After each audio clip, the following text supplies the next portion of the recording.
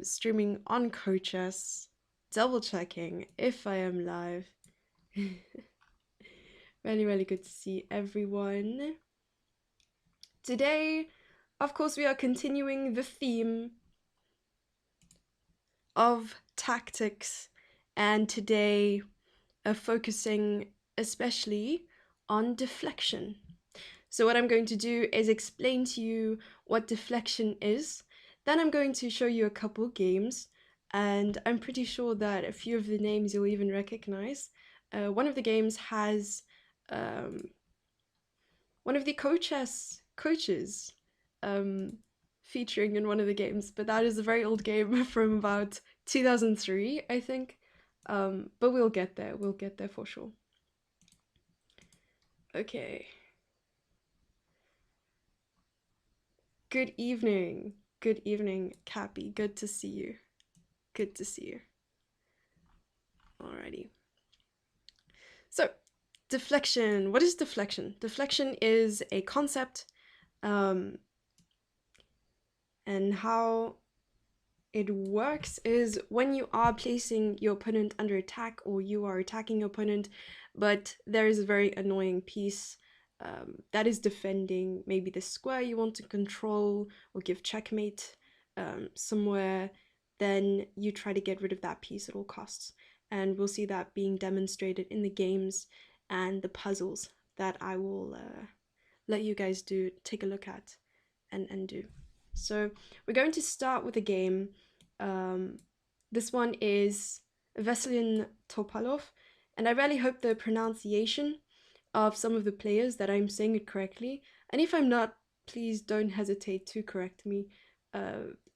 Topalov versus Akardin Naidish. I'm pretty sure I nailed that one. In 2005. So this game was played in 2005, and that is the game we're going to start with. The deflection usually comes right at the end. So what we're going to do is just take a quick look at the game, and then at the end I'm going to stop and have you guys solve the puzzle. That's what's going to happen.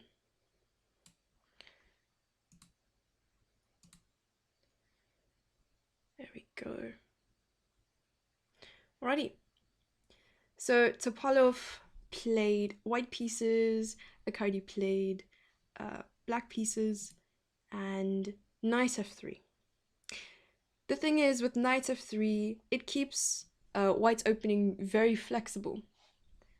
But it should, well, in some cases, annoys black. And when I'm playing black and someone plays knight f3 against me, I'm usually stunned because there's just so much that white can do with that move. So I wouldn't want to commit myself with a pawn move in the center, because that's basically kind of putting all your cards on the table saying, okay, I'm ready to play d5, you can play d4, you can play anything you want, because I've committed my pawn, there's no way I can bring that pawn back. And yeah, so what I especially like to do is just move a piece, because pawns can't go backwards. You can always just play something like knight f6. They want to be mysterious, we can be mysterious, so what? But let's see what happened in the game. Knight f6 happened. I don't know why I'm surprised. I knew that was the move. Okay, c4, e6. Looks like something I would play. Mysteriousness is tight. Yeah. Yes, of course. d5. And here, what I see a lot of the time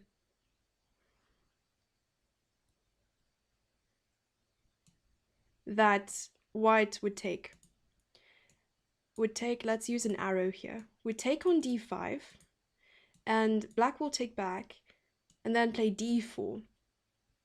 Now it looks like you're kind of solidifying the static pawns in the center, and it ends up being very drawish and maybe symmetrical in some cases. But what I've also found is that white tries to develop the bishop to d3, castle really quickly, play something like f3, e4, so bring the knight back to d2. And that is something I've definitely found difficult to deal with. I don't know if I'll be able to create a different variation here. Let's see if I can. I really hope the game doesn't disappear. I'm too afraid to do it. Oh my goodness. Okay, I'm just not going to make any edits, but hopefully the arrows explained enough. I'm very sorry to hear that your rating had deteriorated from 1500 to 1200 aimbot. But what I can definitely tell you is that if you're working on your chess, it shouldn't be a cause of concern. Usually when I work on my chess and I'm working really hard towards something, I don't see dramatic improvement. Usually my chess takes a dip before you can see a real difference. And hey, thanks for everyone who's here. So if you're working on your chess, then do not be worried about losing rating, or do not focus on your rating at all. I like to compare it to a catapult, right? So if you're working on something and you want to be launched upwards, then the catapult's got to be pulled backwards first. So it's about that dip, and then your rating will soar for sure. But if you're not working on your chess, then I think that is the reason why it's taking a dip, unfortunately. Yeah. So d5 and d4 was played. Okay, taking. So here we have a queen's gambit accepted. And I mean e3 or e4 is the normal move here. e4 was played by Veselin. And the general idea of c4 right in the beginning is basically to just place pressure on the central pawn. And if black does indeed decide to take on c4, then white gets two strong central pawns in the center, uncontested. And also by moving the e4 or moving the pawn on the e file also allows the bishop to just attack on c4. So you're moving the pawn to e3 or e4. I've seen both happen. Of course, anytime. So bishop b4, just putting pressure on the knight and also the pawn, of course. The knight is attacking the pawn here. And bishop g5. So this is a very nice example of the principle: the best defense is a counterattack, or in other words, active defense. So instead of just playing a super defensive move, like queen c2, I wouldn't call it super defensive, it's also developing, or maybe even pushing the pawn, decided to attack back. Someone attacks you and threatens something, you say no thank you, and you attack back.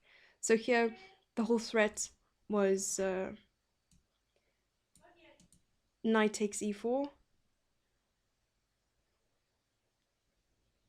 Oh my goodness. Okay. Knight takes e4. And then obviously it's a free pawn.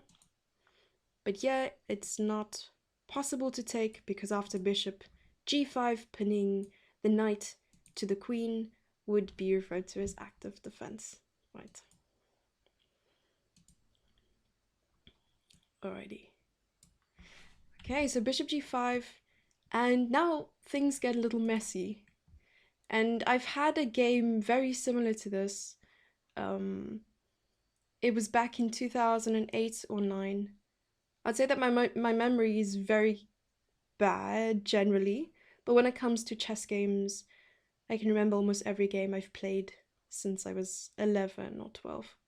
Then this game was prepped right from move 1 all the way to, I don't know what, move 18 or something. And at the end of my preparation, it was checkmate. I gave checkmate.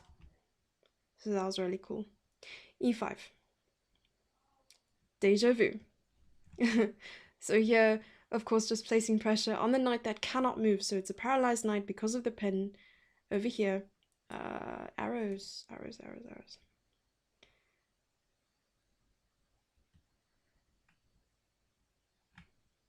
My memory's so good. I don't remember what move. Joker. I don't know what you're talking about. So at the moment, this stream is live on Twitch, Cochess Twitch, as well as YouTube. So I have all your chats open. So sometimes I will answer to one and not the other. So please do not get confused, guys. So e5, placing pressure on the knight. But then there's just an exchange on d4, and of course, again, a clear example as to what's better, either just playing very defensive moves constantly or counterattacking. And here, both white and black have decided to counterattack.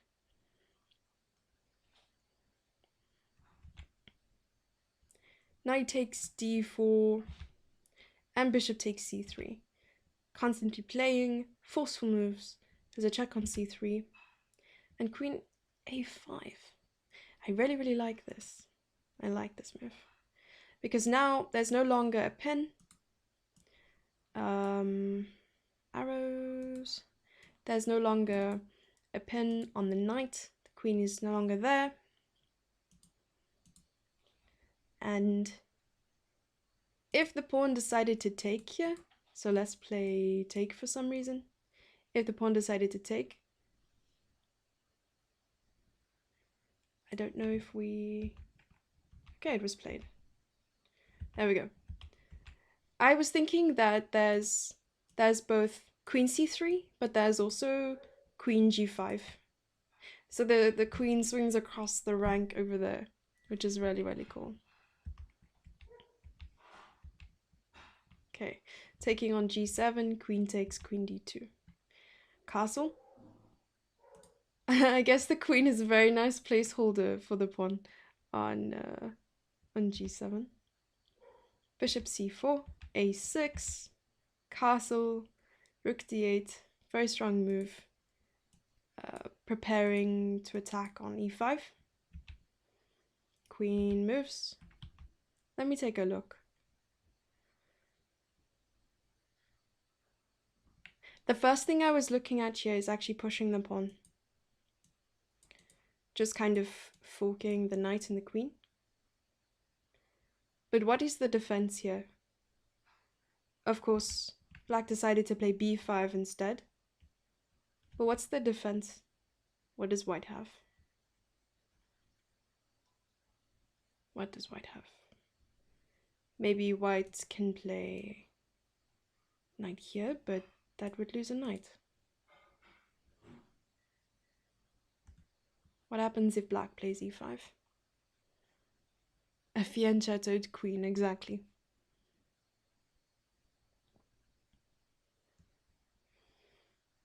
Queen h4, okay, I see. So e5, queen h4, attacking the rook. Nice. Thanks, Joker. b5, and queen c7. Queen f8, defending the rook. Queen is no longer fianchettoed. And rook d7. Which is a very big inaccuracy here.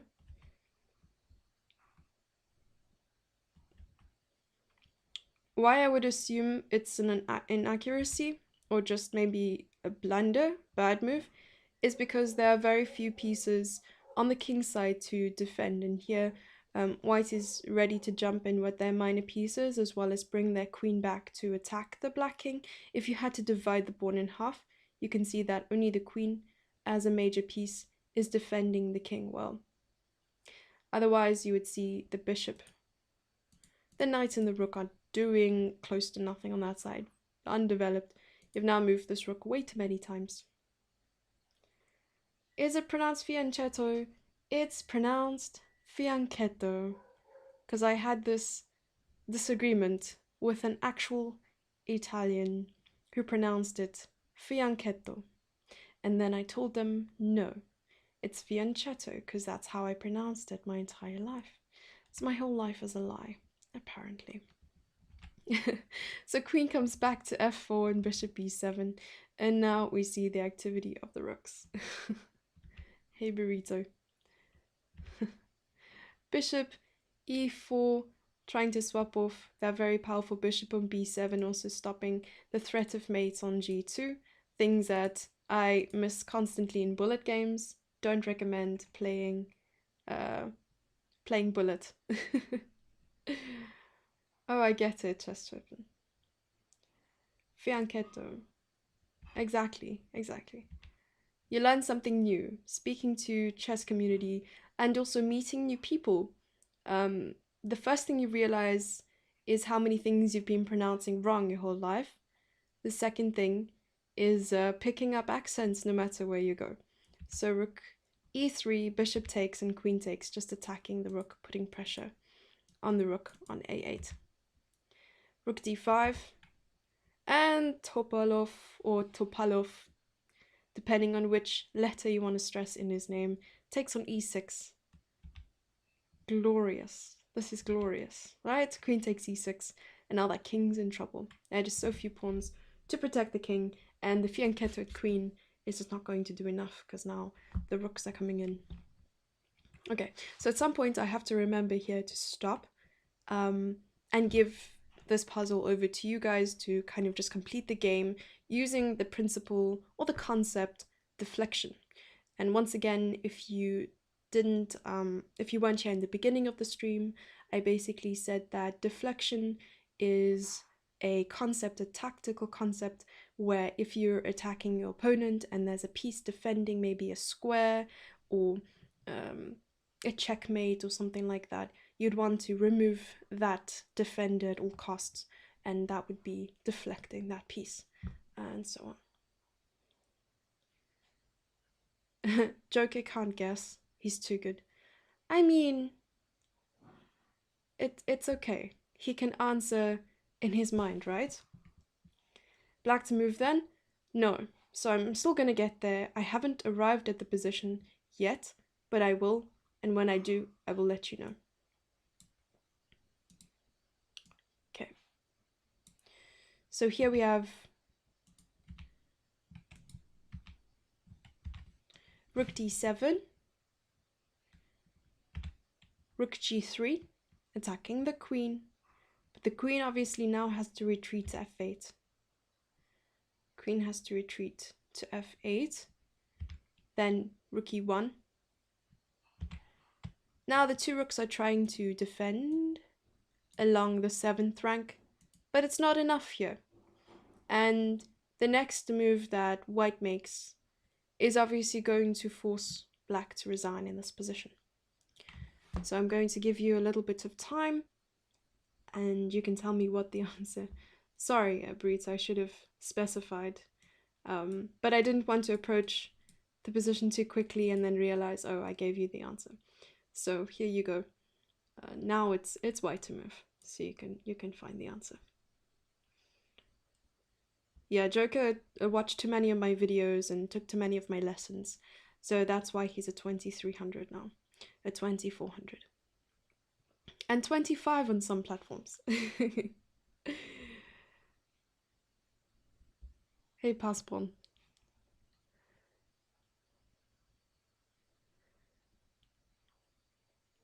Queen e5 is interesting, but then there's just rook g7. So if you play queen e5, which is this square over here, checking the king, then there'll just be rook g7. And you really don't want to give your opponent a chance to defend here, because there's an opportunity to win, and if you don't grab it with both hands right now, you lose the opportunity further.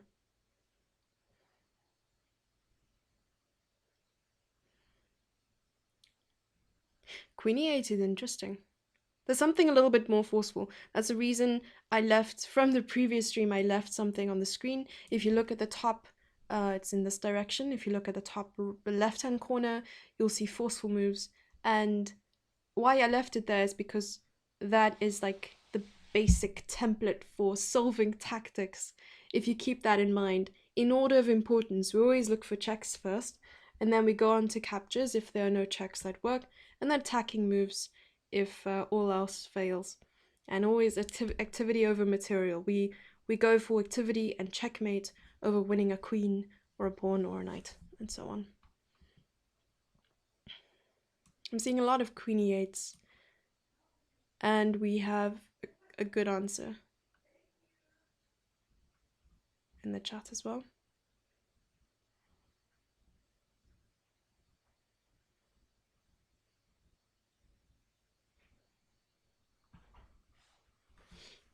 Exactly. Burrito got it right. Very nice. I'm looking at two different chats now. Okay, I closed chess24. I'm looking at YouTube and CoChess. Twitch. So if you're not following CoChess on Twitch, now is the time to do so. Be seeing me every week. Yeah, you got something right. I feel like it's not the first time.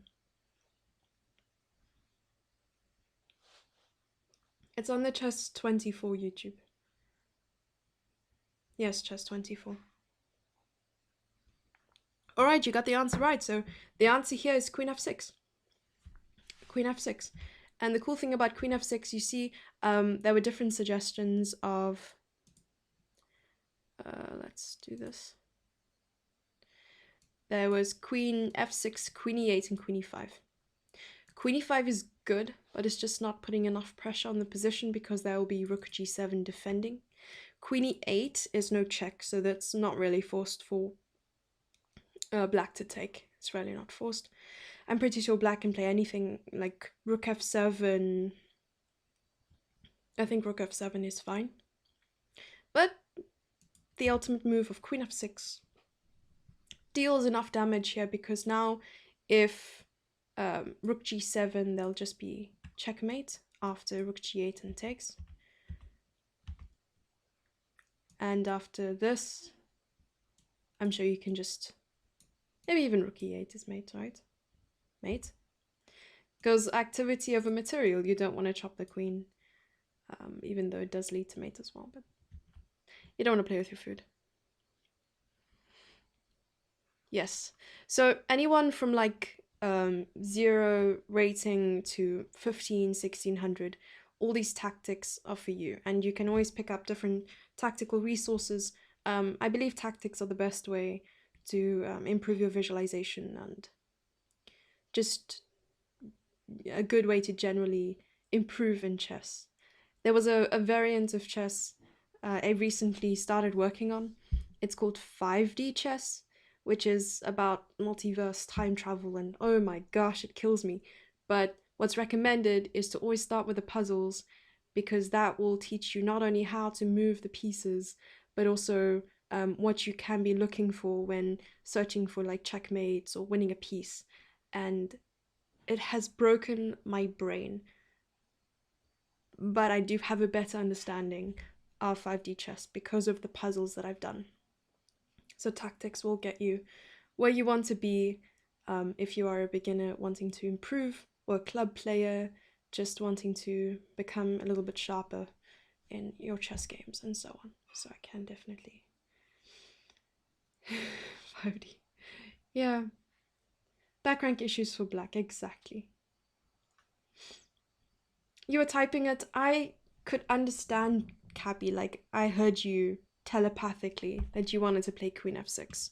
So I completely believe you there. All right, so now we have a brand new board. This time we will be going over a different game, and this game is between Salo Lando versus Richard Reti, and that is such a cool name rolling off the tongue. I'm pretty sure you've heard of the Reti maneuver many times, or the Reti opening. If you're looking on something like ChessDB, you'll often see that the opponents, or even your own games, if they're uploaded, if you have a FIDE rating and you have some games in your database, that some games will even be called the Reti and you won't even know that you played the Reti. But Reti is a very well-known person and many setups being named after him. So that's really, really cool. Alright, so Richard Reti played black against Salo, and I'm pretty sure I'm botching his name, but if I scroll up, I think you'll be able to see the spelling of his name. Salo Lando versus Richard Reti. Yeah. Unapologetic. No, I'm addressing the chat. Don't worry, I see your messages. I'm not in call with anyone. I'm alone with you guys, and I think there's just a small lag because I have so many chess24 tabs open with different positions. So I think the quality of the stream will improve as we you know, move along with the different games and puzzles, because I'll be closing the tabs as soon as I'm done. Lando. Yeah, that's what I said. I said Lando. I said Lando. Lando. Alone with Planty. I do have a plant in my background, that's true. He's actually my second. Someone who prepares for me for my games and my tournaments.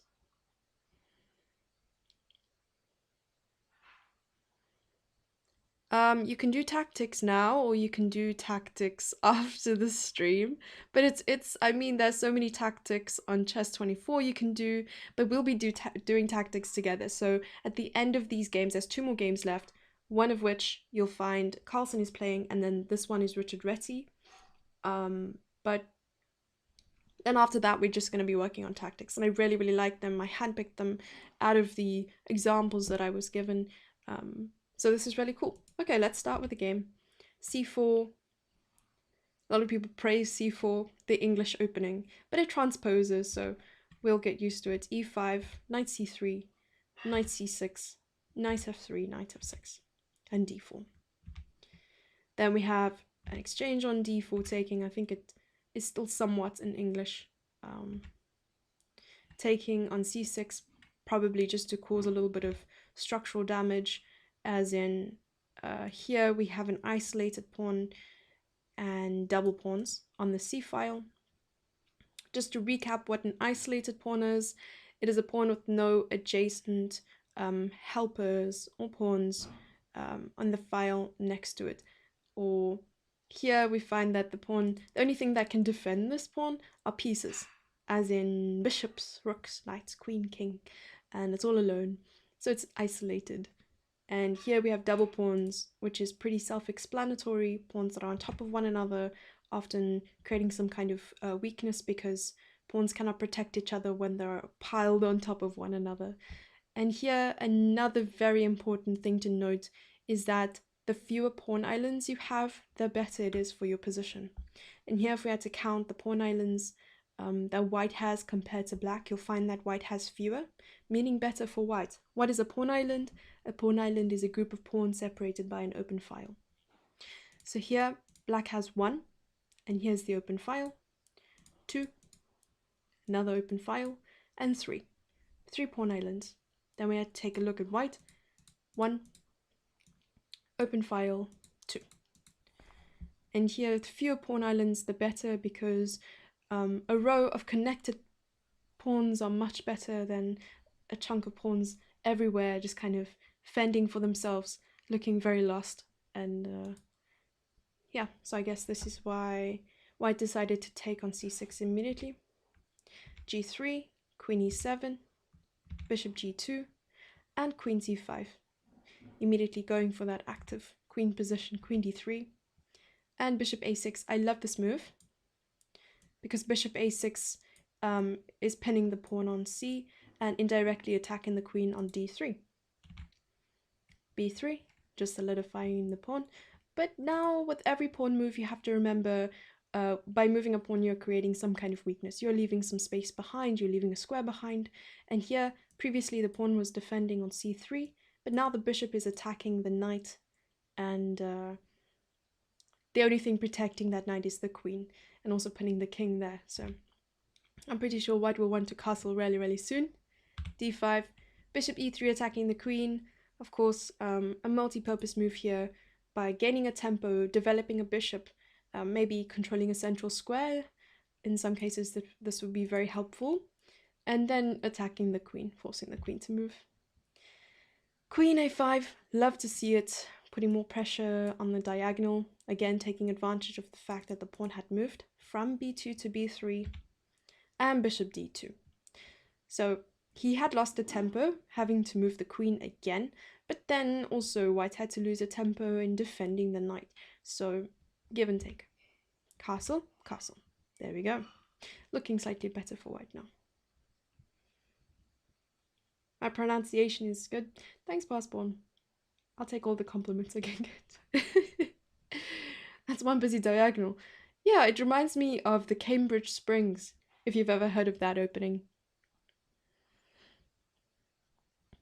I can type the link in the YouTube chat. So this is what the CoChess Twitch. So if you have a Twitch account, or if you don't, you can sign up for one really quickly and then follow twitch.tv/CoChess.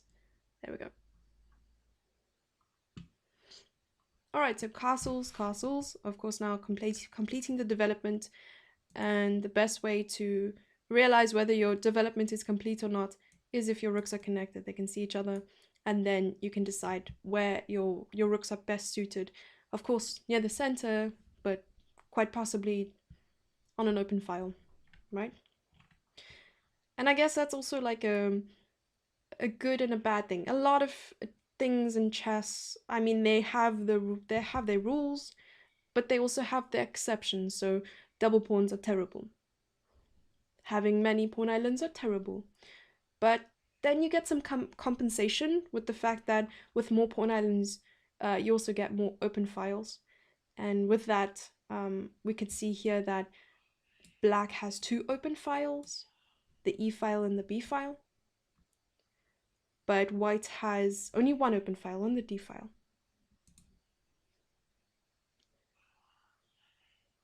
I'm just hearing a lot of background noise. Excuse my distraction. Okay, exchanging on c4. Give me 1 second. Oh my goodness.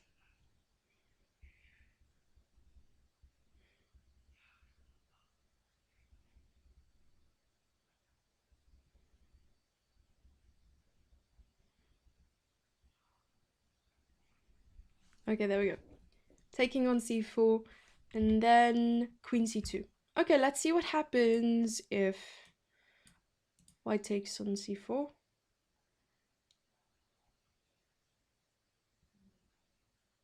Rook d8, and then winning something, right? So let's see. We'll use blue. B takes c5, rook a d8, attacking on d2, and once the queen moves, maybe rook takes d2, and then queen takes and bishop takes c3 would probably happen here, and then white would cry.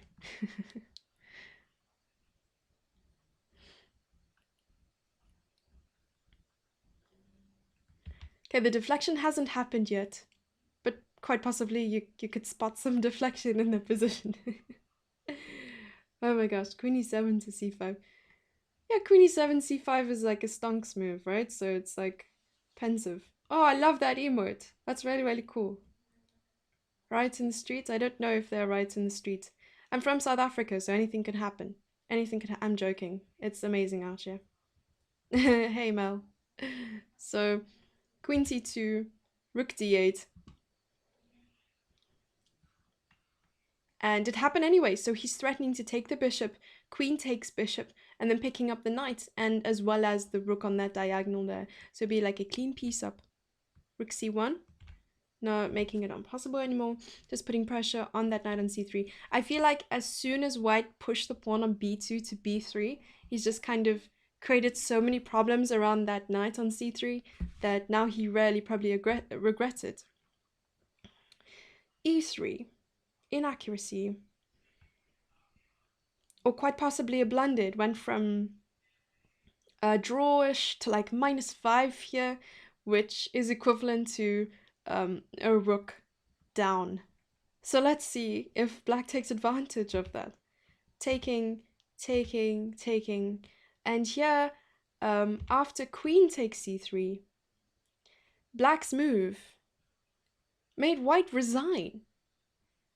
It is -7. -7. Can you believe it?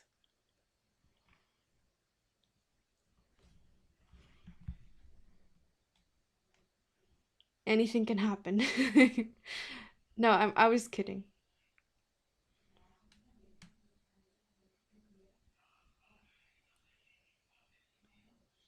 Wonder why he resigned? I mean, I don't know. What can you tell me? What can you tell me? Yes, I feel like all of you are guessing the answer right now.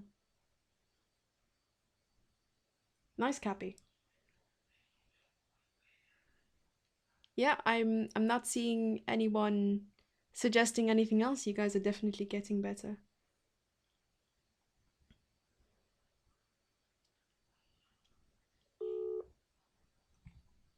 What is going on?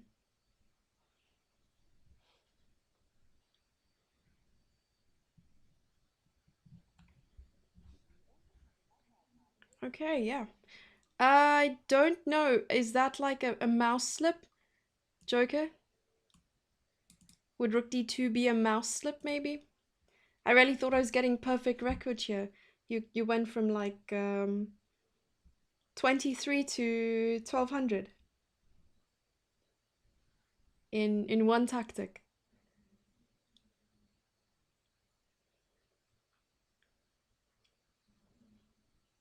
If anyone could make that move. I have seen Joker play very sketchy things over the board.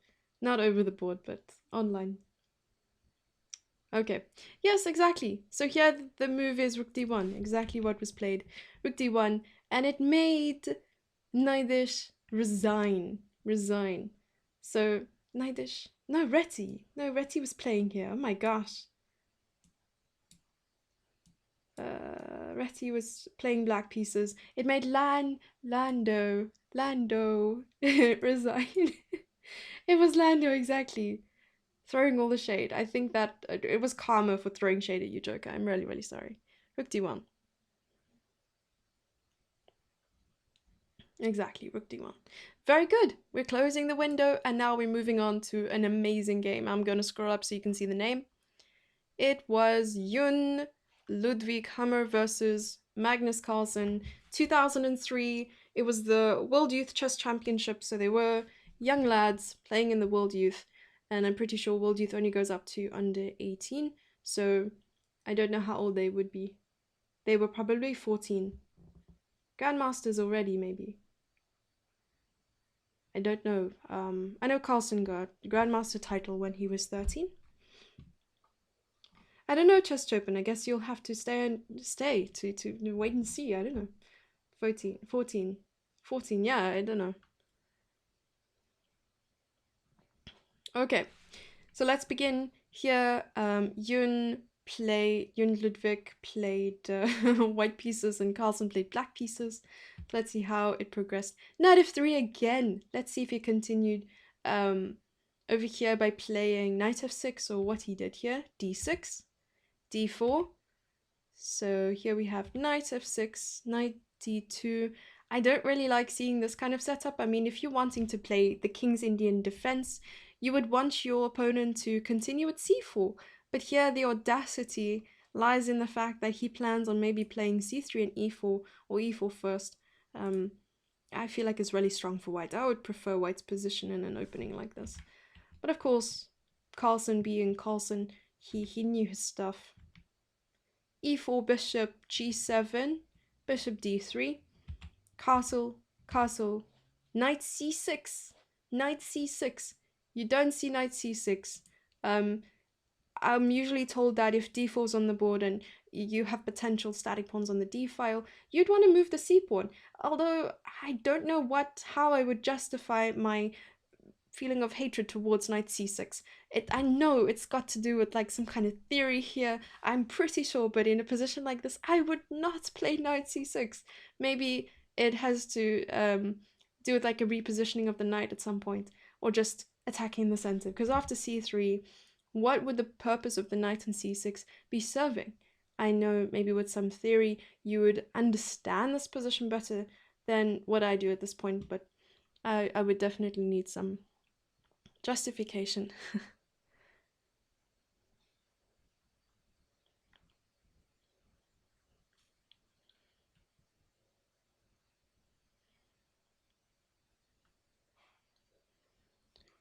To explain what happens if the rook check is blocked by the bishop in the last puzzle. So if bishop f1, bishop f1, queen takes queen, because after queen takes queen, the rook will have to take from c1, and you will pick up a full rook on a1. So queen takes queen, c3. I don't have it open anymore. I closed the tab, but I can go back if you really want me to, and you pick up the rook on a1. If d4, knight b4. But now c3 is on the board, right?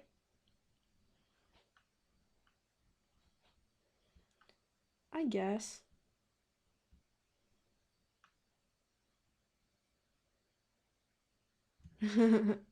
Okay, so e5 being played, h3, and knight h5. Already we see a general knight, King's Indian defense idea. I'm guessing he will play e5, knight e7, f5 should be fine. Exactly. I'm certain that the breaks will be e5 and f5. This is normally in the King's Indian defense. Taking on e5, and knight f4, putting pressure on the light squared piece, light squared bishop. Bishop b5, and knight takes e5. Knight takes, just trying to swap off, and he doesn't capture back. Carlsen doesn't capture back. He plays queen g5. Wow. You can already see the double attack here. And I think we focused on double attacks last week. Knight g4. So now maybe Ludwig is thinking, and he's like, I'm a piece up. I can maybe afford to do something and something fancy. But again, we see the whole rank scenario where the knight moves, but the bishop on b5 is hanging. So he takes the bishop on b5 and knight b3, attacking the knights at f4 with the bishop, and also just repositioning the knights because, of course, the bishop needs some range. The bishop needs some range. There we go. He was doing the Nakamura shake. I don't know what the Nakamura shake is. I know what the Nakamura searches for good move looks like. And convinced he has wallpapered on his ceiling a bunch of theory jokes. A fifth monitor. Oh my gosh. Knight take. I don't know. Knight e2! Knight e2 check. Already creating so many restrictions in white's position. Keep in mind this was the World Youth Chess Championship. Bishop takes g4. Bishop takes g4. And after h takes g4, now the position is almost in your hands. Okay, rook f to e8. Then we have a bishop e3. Rook takes e4. And white decides to attack the knight. Where does the knight go? Does the knight go anywhere? It's black to move. With the next move that black plays, white resigns completely. Resigns. And the game is over. And the game is over. So,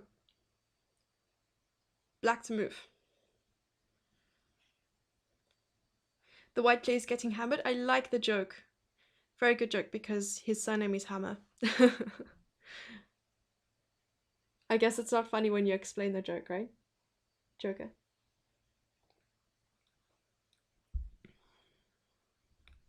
Nice, I like it. I feel like if your rating is above 2000, you shouldn't be answering. No, but it's good, I like it. I'm sorry for ruining your joke. Look at Cappy go. I love it. Love it, guys, very nice. Awesome stuff. I like the bravery, going towards danger, looking for the crazy moves, and focusing on the 3 points that I had put on the top left-hand side. Forceful moves, the checks. And the first check, I believe you could see here, is queen h5. And it looks completely bonkers, because why would you give up your queen? But you have to keep in mind that there's a rook on e4 as well. So if we move the queen to h5, check. The only move that white has is taking. And after that, there's rook h4. Checkmate. Checkmate. And somehow the the evaluation bar shows that it's completely winning for white, which doesn't make any sense, but it's mate in one. There we go. And that's really, really cool. I find that a lot of very popular mating patterns, I don't know what this one's called. Anastasia's mate? No, it has a name. I know this one has a name. Or maybe it's Morphe's mate. But it's really, really nice. Yeah, h5. I understood, don't worry. Alrighty. Yeah, so now that we've gone through these 3 games, I'm going to throw you guys into the deep end and show you some tactics. And with every position, we're not going to be taking a look at any games, but just a certain position where I'm going to say, ball's in your court, what's the best move? How do we continue? All of them will be white to move, and let's go. So here's the first one. It is white to move, and keep in mind it is deflection that we are focusing on, deflecting the piece that is defending maybe a square checkmate. We want to try and get rid of those pieces in the quickest, best way possible. I always said queen h5 was a GM move in any position. Very profound, Cappy. You should turn that into a bumper sticker.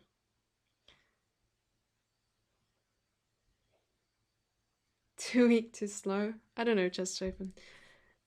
They were young, I'm pretty sure he hadn't even come up with that line yet. But it's a nice origin story of too weak, too slow.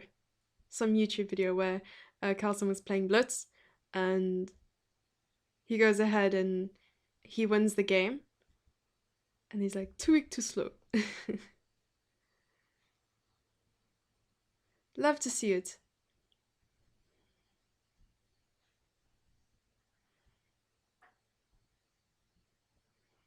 Nice. Good job.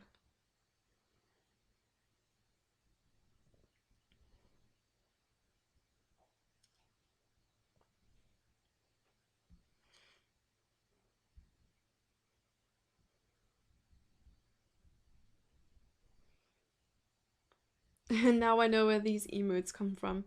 Didn't you know? Didn't you know initially where the emotes came from, Just Open? Now you know.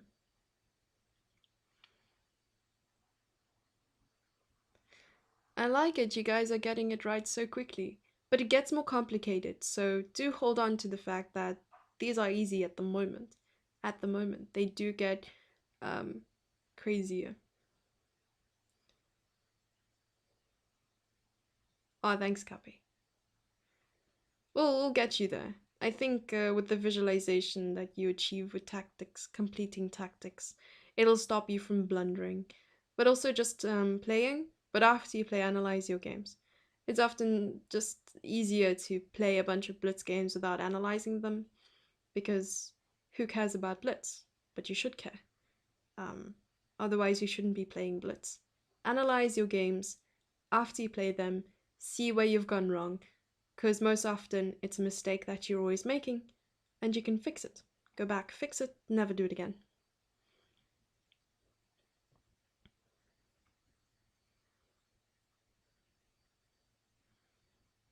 $1,200-ish, we're gonna go up. Yeah. Okay, so I don't see any suggestions in the Twitch chat, but we can go ahead and make the move. Anyone have anything here? 5, 4, 3, 2, exactly. Queen c6. Queen c6, bravo. And here, if the king moves away, we just take on c8. If the rook captures the queen, which seems to be the only move, then we have rook d8 checkmate, which is the beautiful, glorious ending that we had with the Paul Morphy game that we did not so long ago on International Chess Day. It was white to move. It was white to move. Sorry, Kathy. The next one will also be white to move. Alright, so let's move on to the next one. A little bit more difficult. Well, I hope so. They will increase in difficulty. I tried to arrange them according to how tough it was for me to solve. But who am I to judge? You guys need to judge this position. White to move again. Deflection, we're trying to get rid of a piece that is defending a potential square that we want to attack, a checkmate that we want to deliver, or a piece that we want to capture. So it's all about deflecting, or at least distracting. Another word would be distracting the defending piece. Can we distract the defending piece?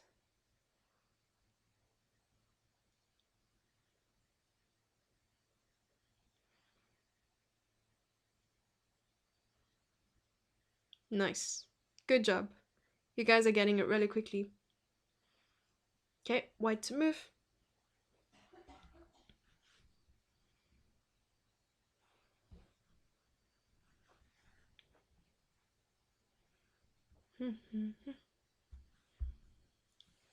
We should have a timer. Pretend like you have 30 seconds left on the clock and you have to solve this to get you sweating, you know? So right at the end, I've also added one of those like unrelated puzzles. I've done it before where I'd give you a checkmate in 2 that is not has any relation to the topic that we're speaking about. I think it was double attack, and I give you like a mate in 2 where the answer was castling or something. And then today it'll be a tactic where you have to find the move that is not checkmate. There's only one move on the board that's not delivering checkmate, so that's gonna break your brain as well. Thought the answer was rook a1. Rook a1. In the previous one? Oh my goodness. Come to the present. We are not in the past. We're not in the past right now, Joker. Leave that in 5D chess. Funny. Funny. I wonder what would happen after that, though. Okay, so we found the answer. And the answer was bishop to h7. And the piece that we wanted to distract all along was the king. The king was defending the rook that we were attacking on f8. So here, the king will have to take. I mean, there's no point in the king moving away because he won't be gaining anything or getting any compensation for the rook that he's losing. So here, just queen takes f8. So even though it's just an exchange, it's more than enough to win the game, surely. So after this, I would assume white would just get more of his pieces involved in the attack and try to finish the game off really quickly. So probably just leaving the queen there for some pressure. Over here, I wouldn't even know where black would begin to play. The king's in danger. Should be easy enough to win, right? We just say that and move on. Oh my gosh. Alrighty, moving on. White's move again. So here we have to find deflecting move.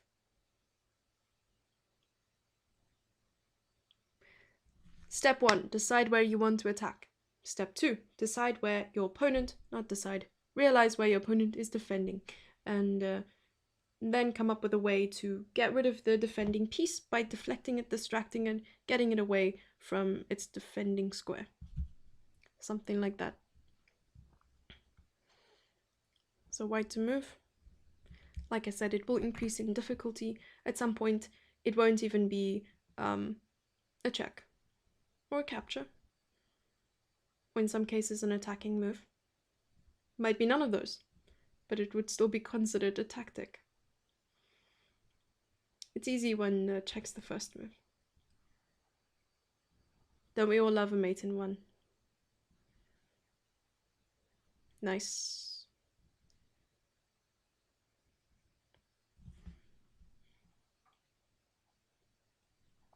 I think you guys on Twitch are sleeping. Wake up. Wake up, wake up.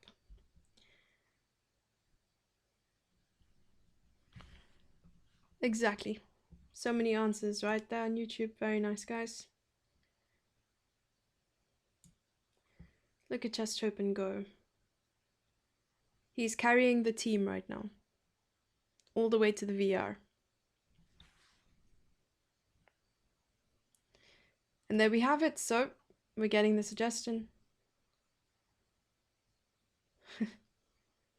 Really?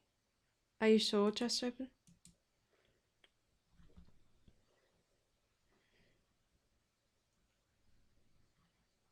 Okay.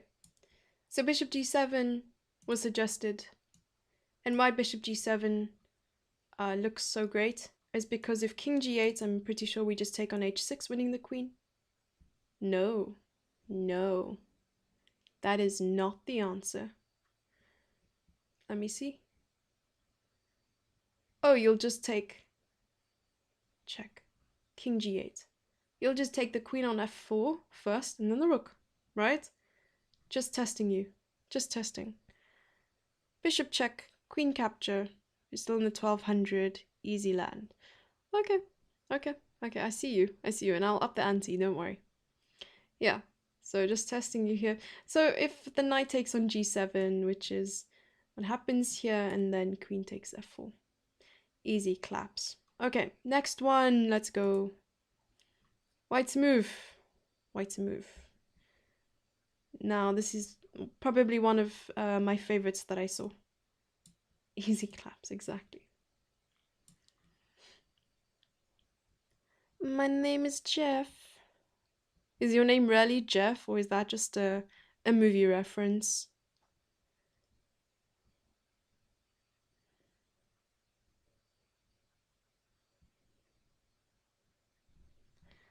It's probably just from 21 Jump Street, right?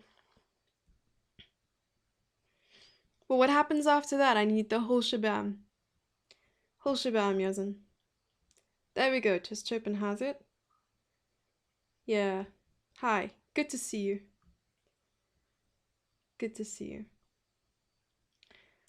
Alright, I love to see it. So it's not completely obvious at first which piece we're going to be attacking, but all of you seem to get the right idea. Yeah, but what happens after the first move? So we're going to need more than just one move at this stage. At least 3.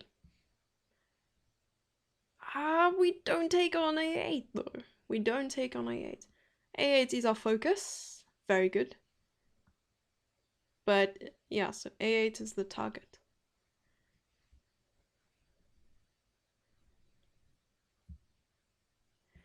Yeah, very good.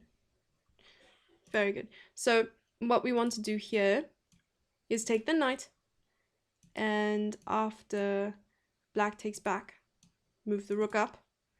But then we have to ask ourselves what happens if the king goes to b7, defending the rook on a8. What do we play?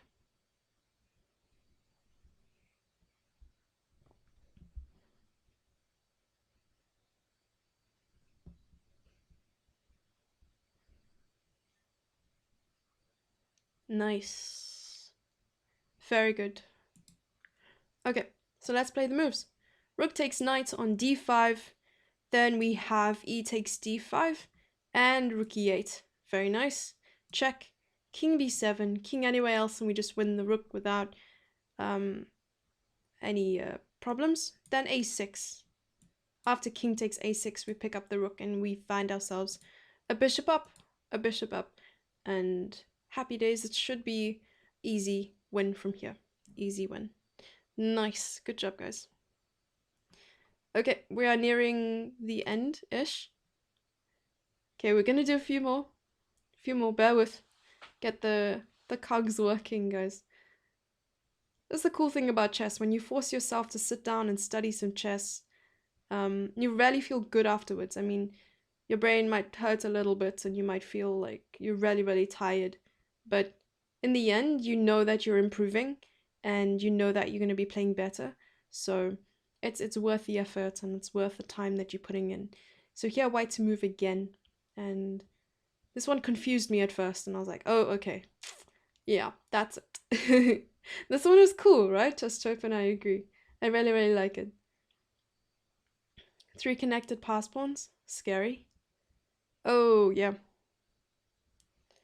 This one is 1400-ish. I love how you're like judging these not out of 10, but according to what rating, bracket it's sitting in.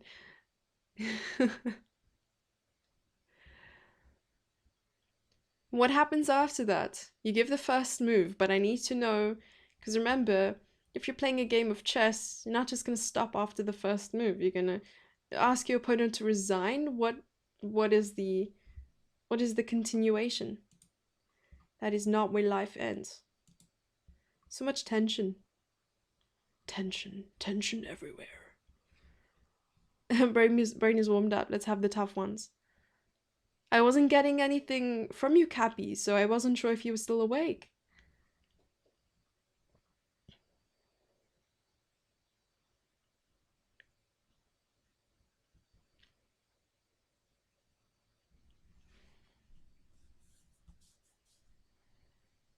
Nice. Nice, good job.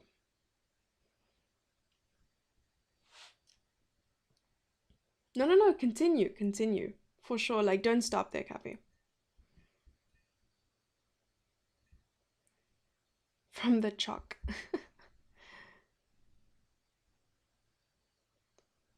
But what happens if they play Rook of Fate after G takes F7?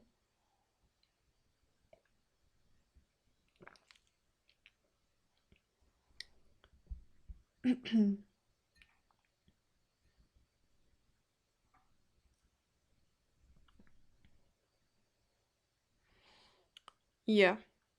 Don't worry, I read the chat. It's just I try to ignore the spam. You see it now, yes, and that's good. Checkmate if he moves anything else. Yeah, exactly. Resignable. Okay. There we go. Alright, so this one was very cool. Check. Force to take. Of course, like we're looking at the forceful moves, checks are always the way to go. Taking on f7, threatening the rook, and also covering the g8 square. So important, because now if they defend the queening square with rook f8, we just have rook h1 mate. Or if g6, which is Engine's suggested best move, then just taking the rook with queen. Choosing the queen, promoting, and it's overs, cadovers. Overs. Next one, let's go. Almost done. We have 4 more left. Okay. So white to move. Let's really push ourselves here to find the answer. This is one of those that I was like, forceful moves are great to look at. You want to start there, but at some point it's not going to give you the answer that you need. So here I can promise you that it's not a check.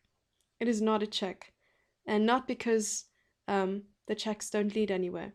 But keep that in mind that this one is more of like, I'm going to prepare my attack before I strike. You've never heard it. We use it in South Africa all the time, Burrito.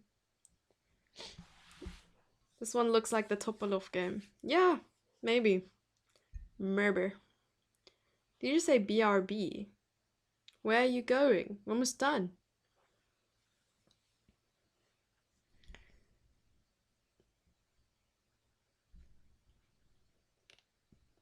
Interesting. Interesting. Queen f5 is interesting. I'm from South Africa, yes. I should probably put that on the window. On the overlay.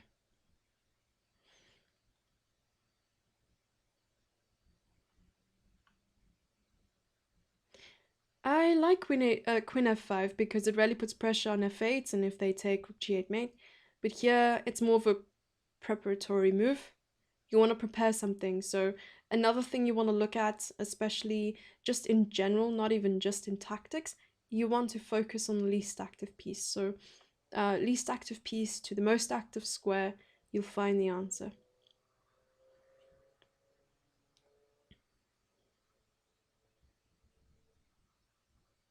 Yep, South Africa is pretty great. Nice, Yazan. Exactly. So the preparatory move here is bishop b2. Least active piece as well, because here we can just simply put pressure on the diagonal, and I mean the king is really going to feel it after e6. I mean, what does black even play here? It's difficult to find a move for black. The bishop on c8 has seen better days, that's true. Jeez.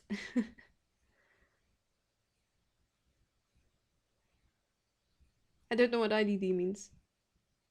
Ib. Okay, bishop e2 and resignable, right? I mean, what does black do? Very good job. Next one. White's move.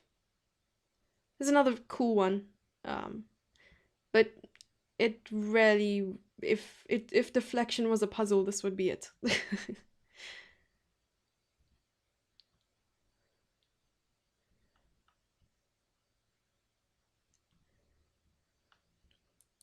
British.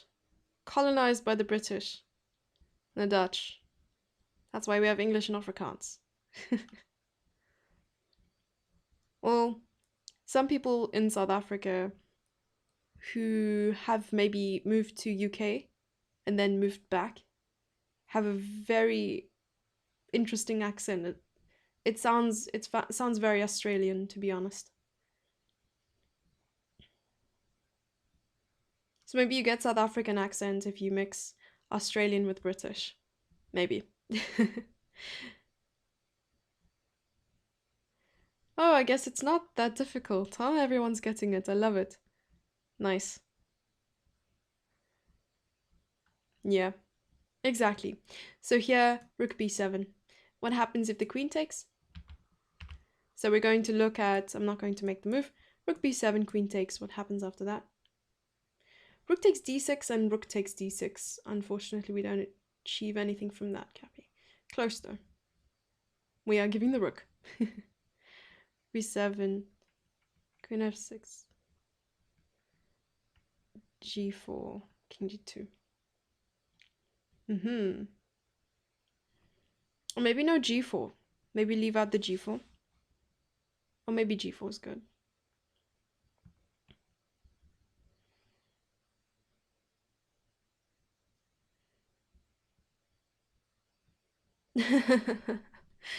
Yeah.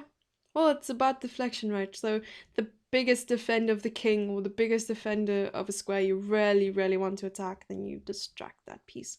So here, let's play it. Rook takes, queen takes. Then we have queen f6. Very nice. Then we have king takes. G4. King g2 maybe is better. I think either is just good. Or maybe g4 first, right? G4. G4, king g2 here. Not g4, king g2. And here you're threatening g4, at least. Now you're threatening g4 because no matter what black does, they can literally do anything. You can just play g4, takes, check, king h4, and checkmate here. Nice, good job on spotting rook b7. Second last one. The last one is crazy, so I can't wait to get to that one. Here it's white to move again. Oh, I have to try and remember the answer. What was the answer?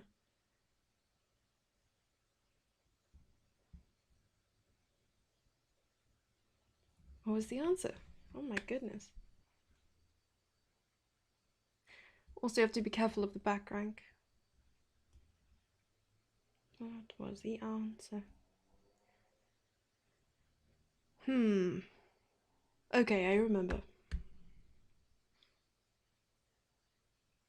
You just have to be careful, Cappy, because after bishop takes g7, rook c1.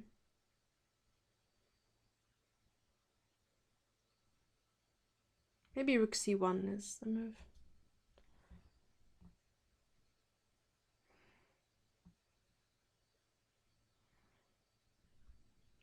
The knight on f8 is doing a very good job at defending the h7 square. I know h7.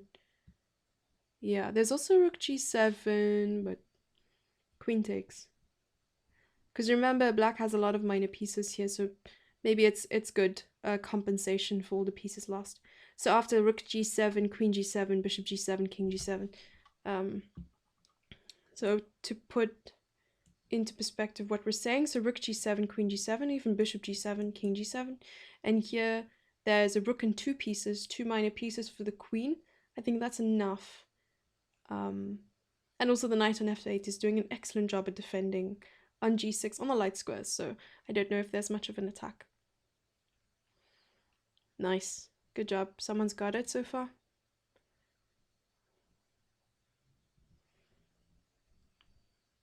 Look at Burrito go! Burritos are great.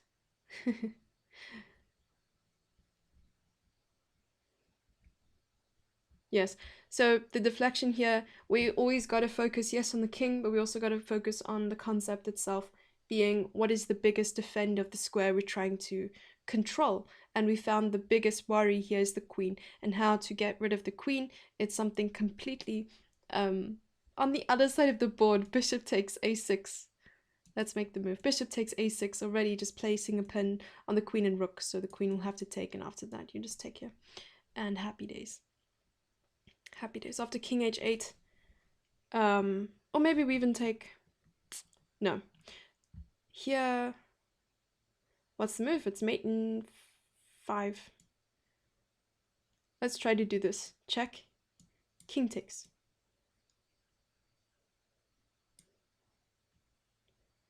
No, that's not the move. Do we have a defense? Oh, there was never rook c1 because of the bishop on h6 maybe. Then we have queen here. Okay, and then we're threatening queen g8. Mate. Let's go. We might actually have a burrito today. The burritos are delicious, man. Queen f7, exactly. Thanks, Joker. You're the engine we all need, you know. And now for the ultimate finale. Are you ready? This is a puzzle, and I'm going to put it up. A puzzle. It is white to move and not checkmate in 1. You have to find the move that is not checkmate. Every move is checkmate except 1. Joker should have a command. We should ping Joker when we need some engine evaluation, because I don't have any engine evaluation out right now, actually. It's not checkmate. Exactly, Chess Trophin. It's against everything you've learnt in chess. You need to checkmate the king, but now you can't checkmate the king. What is the answer? Do I have the FEN for this? Yeah, I can send the FEN, but I'm not gonna let you cheat. I'll send the FEN in the chat when it's over, or maybe in our Discord later.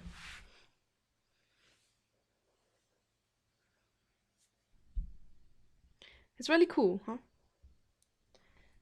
Yeah, some of you are getting it really quickly. It's annoying. Why are you getting it so quickly? No, it took me forever to find it. Unless you've seen it before. It's illegal. No. Yeah, it's tough. It's tough. Oh, by the way, the bottom right hand side is H1. The bottom left hand side is A1. So this is H1, this is H8, A8, A1. I'm not sure what we're supposed to find. You're supposed to find a move that is not checkmate in 1. So it's fine if it's a check, but it can't be checkmate, if that makes sense. It's worse than 5D chess, I promise. Actually, nothing is worse than 5D chess. Oof. So it can be check, just not checkmate. Yeah, you guys are finding it like really quickly.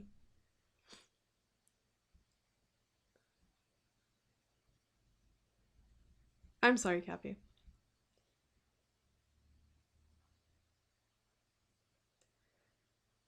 You know knight c3 is checkmate, right?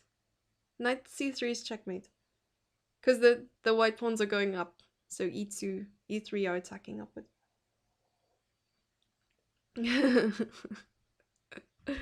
But this is the one we'll end off on.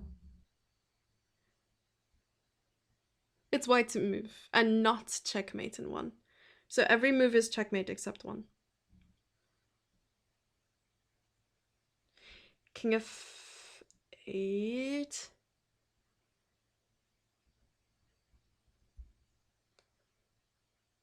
But king f8 is not possible because of the bishop on c5. Oh yeah, exactly. Offer a draw, problem solved. Why would you want to draw? No. Impossible moves. It's possible. But I'll give it another minute.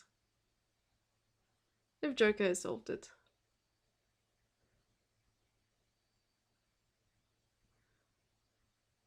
You know, when a whole pawn with rook takes g5. Rook takes g5 is checkmate. King f7 is not possible because of the rook on b7. Springer, a knight c3 is checkmate. Yeah, where's Joker? Ping Joker. No engine is going to give you the answer though, because the engine's gonna find checkmate and one all over the place. Exactly, Yazan's got it. There we go. Good job. Yes, the answer is rook c6. It's just check. It's just check. And here the rook can take on a7 because the rook is shielding its own bishop from attacking the king. Very nice. It was such a joy working with you guys today, looking through the games and all the banter. I didn't know that chess training could be this fun.